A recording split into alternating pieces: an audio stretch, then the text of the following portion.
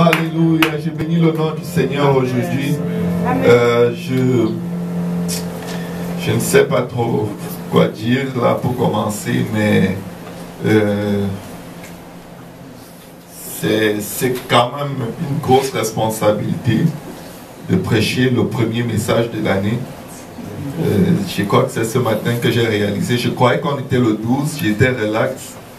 Mais quand le pasteur a pris le micro, il a dit le premier dimanche de l'année. Je ne sais pas d'où j'ai pris l'idée qu'on était le deuxième dimanche. Mais le premier dimanche, c'est pas n'importe quel dimanche. Amen. Amen. C'est pas juste un dimanche parmi tant d'autres. C'est pas juste un message parmi tant d'autres. Mais en même temps, j'ai une forte assurance que les choses se passent comme Dieu a voulu. Amen. Elles sont parfaitement ordonnées par Dieu. Et je sais déjà que j'ai entendu de la part de Dieu. Amen. Je sais avec toute l'assurance de mon cœur, avec toutes les fibres de mon cœur, que c'est Dieu qui m'a donné ce message. Et à un moment, je craignais même que le pasteur commence à prêcher mon message pendant qu'il exhortait. Alléluia. Est-ce qu'on peut dire merci Seigneur Jésus? Merci Seigneur Jésus. Nous sommes en 2013. Dis à ton voisin, nous sommes en 2013. Nous sommes en 2013. Dis à ton voisin, nous sommes réellement en 2013. Nous sommes réellement en 2013. Alléluia. Je bénis beaucoup le Seigneur pour mon pasteur. Je sais que ce n'est pas évident. Il y a des séjours où c'est déterminant.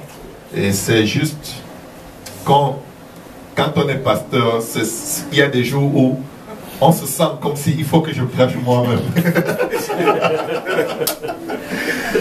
Mais le Seigneur veut que tu lui fasses confiance, papa.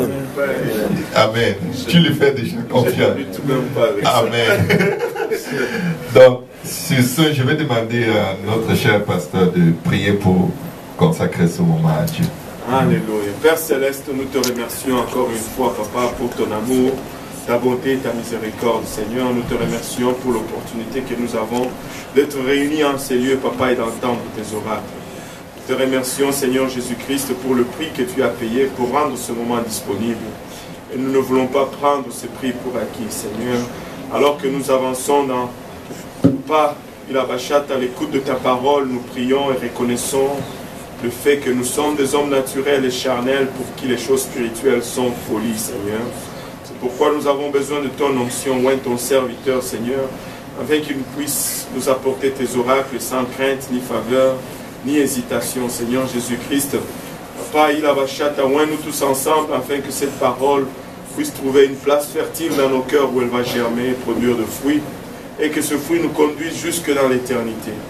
Avec action de grâce dans nos cœurs, nous te prions au nom de Jésus. Que tout le monde dise au nom de Jésus. Au nom de Jésus. Au nom de Jésus. Battons nos mains dans nos mains.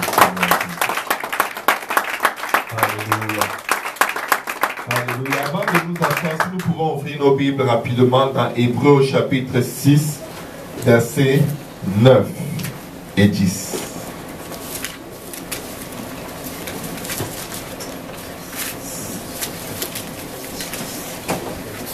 Hébreux chapitre 6, versets 9 et 10.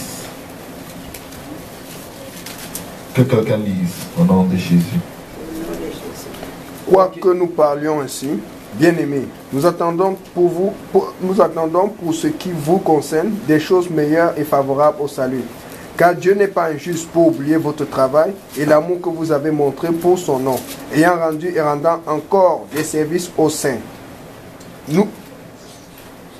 Nous désirons que chacun de vous montre le même zèle pour conserver jusqu'à la fin une pleine espérance, en sorte que vous ne relâchez point et que vous imitiez ceux qui, par la foi et la persévérance, héritent des promesses. Amen. Amen. Amen. Amen. Amen. Nous pouvons nous asseoir au nom de Jésus en acclamant le Seigneur.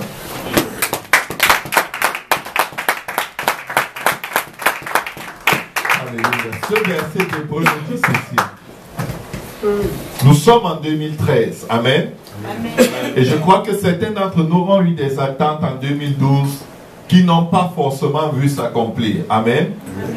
Mais dis à ton voisin, ça s'est quand même accompli. Ça s'est quand même accompli. Amen. Amen. Ça s'est accompli en réalité avant que tu ne sois né. Avant que tu ne sois formé dans le sein de ta mère, Dieu avait déjà pris toutes les dispositions pour que tu possèdes ce qu'il a préparé pour toi avant que tu ne sois né. Il y a des choses dans ta vie que tu désires, il y a des attentes que tu as par rapport à Dieu, mais ce n'est pas toi qui informe Dieu de ce besoin.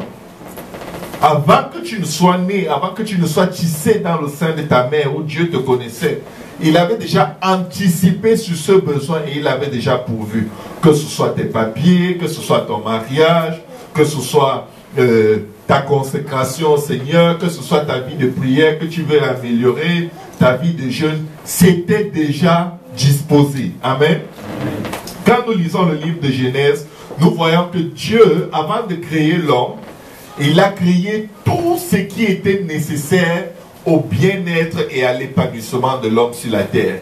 Il a créé le soleil, les étoiles, la lune pour présider au jour et à la nuit. Il a créé les temps. Il a créé tout ce qui devait concourir à ce que l'homme puisse s'orienter. Il a créé la lumière pour que l'homme puisse voir clairement quand il va se déplacer.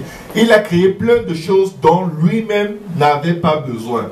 Mais il a pris toutes les dispositions à ce que la terre produise ses fruits, la mer produise ses fruits, que la terre donne des êtres vivants qui vont se mouvoir sur la terre, que la mer donne des êtres vivants qui vont vivre dans l'eau, que le ciel produise les oiseaux du ciel. Il a juste pris toutes les dispositions avant que l'homme ne soit créé de ses propres mains. Dis à ton voisin, il a déjà pris toutes les dispositions. Il avait pris des dispositions pour créer des circonstances et des événements qui, à un moment de ta vie, dans cette génération, allaient t'amener à te tourner vers lui, à chercher son secours, à chercher une relation avec lui, afin qu'il t'amène dans la destinée qu'il a préparée pour toi avant que tu ne sois né. De sorte que des événements, des circonstances, des choses peuvent te surprendre, mais lui, ça ne le surprend pas. Est-ce que tu peux dire à quelqu'un, ça ne le surprend pas du tout? Ça ne le surprend pas du tout. C'est pourquoi le Seigneur dit que celui qui vient à Dieu croit qu'il est Dieu et qu'il est le rémunérateur de tous ceux qui le cherchent de tout leur cœur. Amen. Amen. Tu dois croire qu'il est Dieu, c'est-à-dire, tu dois croire qu'avant que les choses n'arrivent, il les connaissait et il avait déjà créé leur solution. Amen. Amen.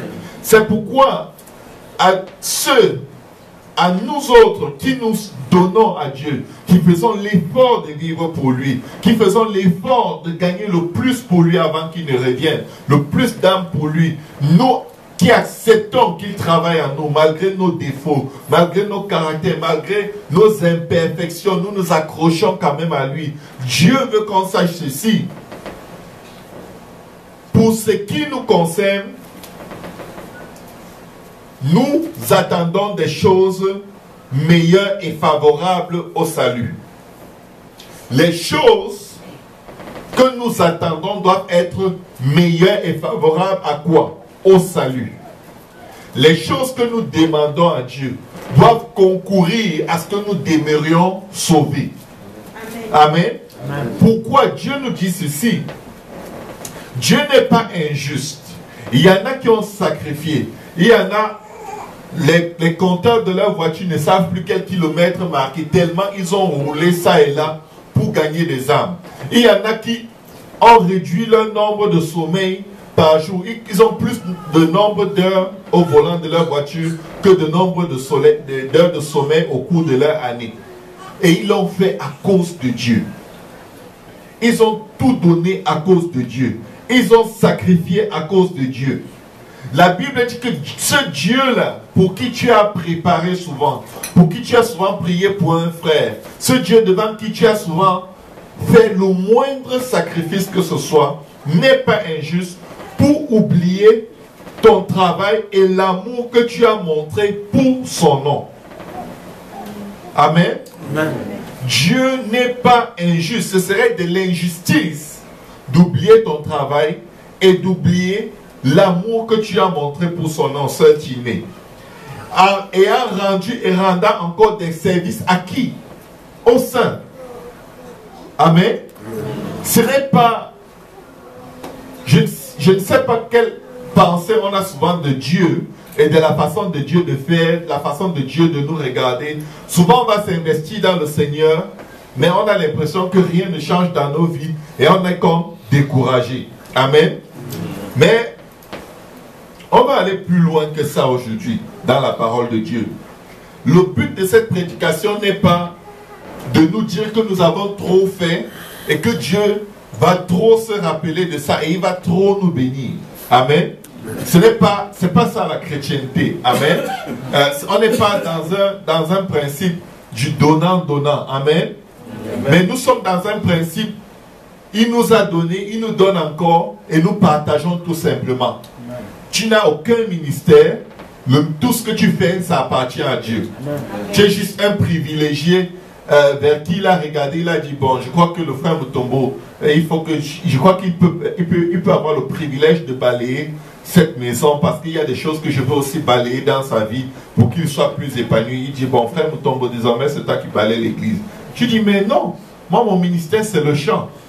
Pourquoi on me demande de balayer? C'est quoi cette histoire? Il y a des frères là-bas qui ne font rien. Mais non, Dieu a des choses à nettoyer dans ta vie. C'est pourquoi il veut que tu nettoies sa maison. Pourquoi il a établi un principe de sémence et de récolte qu'il veut amener à l'existence dans ta vie. Nous sommes en 2013, mais je vais vous garantir une chose. Oubliez tout ce que vous avez déjà pu faire pour Dieu. Parce que ce ne sera pas assez pour 2013. Les défis de 2013 ne seront pas les défis de 2012. De même que les victoires de 2013 ne seront pas les victoires de 2012. C'est impossible que ce soit la même chose. Parce qu'en 2013, tu n'es pas la personne que tu étais en 2012. À moins que tu stagnes et tu rétrogrades. Ne sois pas trop fier de ce que tu étais en 2012. C'est pourquoi il y a un principe dans la parole de Dieu. Dieu a délivré son peuple de l'Égypte. Amen. Il les a fait traverser la mer Rouge. Ils se sont réjouis quand ils ont vu comment Dieu les a délivrés. Dieu a détruit tous leurs ennemis. Mais le problème, c'est que le peuple de Dieu qui a traversé la mer Rouge, Satan les détestait. Satan ne s'était jamais autant fait humilier sur la face de la terre. Que l'armée la plus puissante, la plus réputée sur la face de la terre, se fasse vaincre par un Dieu dont on parle seulement. On n'a même pas vu une manifestation physique de ce Dieu, mais il a battu les Égyptiens, il les a écrasés et il a délivré tout un peuple jusqu'à leurs animaux, leurs poulets, leurs poussins, de leurs mains, sans que personne ne lève la moindre lance.